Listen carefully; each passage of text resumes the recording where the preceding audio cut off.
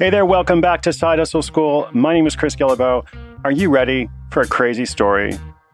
Now, if a six-figure fitness pole dancing studio isn't awesome enough for you, if a novelist who makes more than $100,000 a year on a brand new writing course doesn't impress you, and if you don't understand why a woman would want to reinvent the bra, well, you might not understand this story either. But you might be entertained. So let me just break it down for you. Here's the headline. No need to leave you in suspense. This story is about a man who sells live crickets to reptile owners. Now, there's one critical part of this story. I'm just going to give it away from the beginning. He doesn't actually have to handle these crickets, at least not most of the time. So if you too want to learn how to drop ship live insects all across the United States or somewhere else in the world, or at least if you want to learn how this guy's been able to do it and make money from it every month, stay tuned. Side Hustle School will not let you down.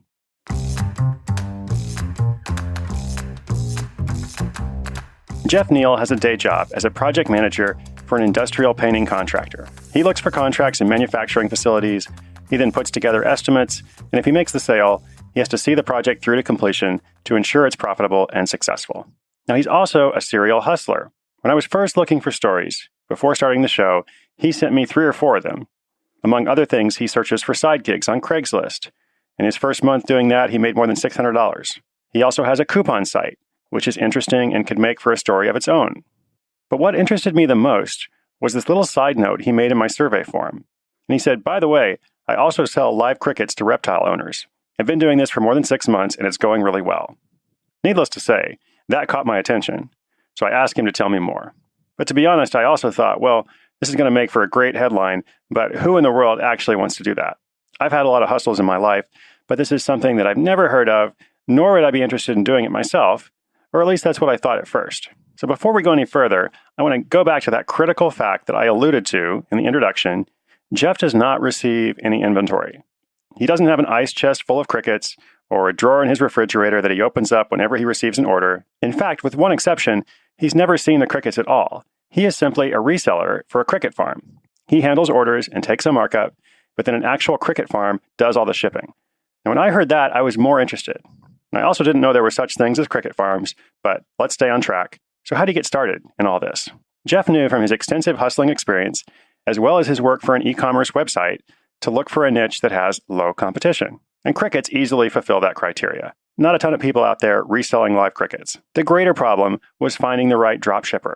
Usually the original source, but sometimes another distributor, will handle the actual shipments. Jeff learned that there are several cricket farms in the US that offer dropshipping. But their shipping rates are so high because they use FedEx that it's really difficult to anticipate shipping costs and to maintain a good profit margin. So after doing some digging on what he calls probably around page 10 of Google results, which, by the way, what a world we live in. Apparently there are 10 pages of Google results for cricket farms who will do shipping for you. He found a small family-owned business that looked a little off the beaten path. He gave them a call and he found out they offered dropshipping at a great price. And they shipped with the post office, which helped a ton with shipping costs. Now, this leads to the one and only time he actually took possession of any crickets. And it was good that he did, because he learned something important. He had this family-owned business send him a demo shipment, and it looked fine. The only problem was it was missing some instructions that were supposed to be included. And apparently the instructions were missing because crickets eat paper, and his inventory had consumed the instructions while traveling from the cricket farm to Jeff's house. So, important lesson learned. Once he started taking orders, he knew to send the instructions in a confirmation email to his customer and just tell the cricket farm to not include anything else in the box. One recent month, he had over $1,200 in revenue and was pretty excited. Unfortunately, the next month, he saw a big dip in sales and his total number was about $760. He thinks the reason is because the reptiles these crickets are fed to during a certain season of the year go through a process called brumation, which is essentially reptile hibernation.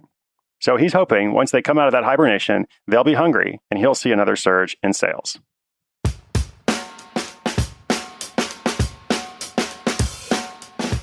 So where to begin? What can we possibly learn from this story? Well, first of all, if you ever mail yourself some live crickets, don't include any paper in the box, because that would be a big mistake. But beyond that lesson, there are actually some really helpful things to notice in this story. Now, I already mentioned that Jeff knew to look for a niche with little competition. And throughout Side Hustle School, you hear a lot of stories like this. Most of them won't have to do with live insects, but they do relate to this concept of finding markets where most people wouldn't expect to look. Now let's talk about dropshipping. Dropshipping has a long history in the hustle world. Pre-internet days, there were companies that advertised in magazines, and lots of people would attempt to start this kind of business, some successfully and most unsuccessfully, and it continues today. But if you're interested in dropshipping, the way to succeed is not by searching dropship program in Google. That will lead you to people selling products about dropshipping, not the actual dropshipping for the most part. And if you think about it, it makes sense. If it were that simple, everyone would do it. So in fact, the skill that's required to succeed in this kind of hustle is the skill of research. So if you are good at research and you enjoy going on fact-finding missions, you like going to page 10 of Google search results, looking beyond the obvious and trying to find something deeper, well, dropshipping or just reselling in general is a really good option for you to consider for your hustle. Now, when I spoke with Jeff last, he was about 8 months into the Cricut operation. He's putting all of his earnings back into his website and trying to improve search engine optimization. And for the most part, it doesn't take a ton of time. Between some customer service and emailing the dropshipper, he puts in about 1 or 2 hours a week. And he actually says that he hopes that amount of time will increase, because if it does, then it means he's receiving more orders. Well, Side Hustle School listeners, I'm pretty sure that your story is going to develop a bit differently than Jeff's. I don't expect you to start a live insect dropshipping business, but if you listen to these stories, you begin applying them to your own hustle, you will see your own results. They will be unique. Remember, inspiration is good, but inspiration combined with action is so much better. If you want to check out the show notes for today's episode, learn a little bit about dropshipping, maybe even order some live crickets, or at least look at Jeff's website, go to sidehustleschool.com/46. I'm Chris Guillebeau. This is Side Hustle School, and I'll see you tomorrow with another story.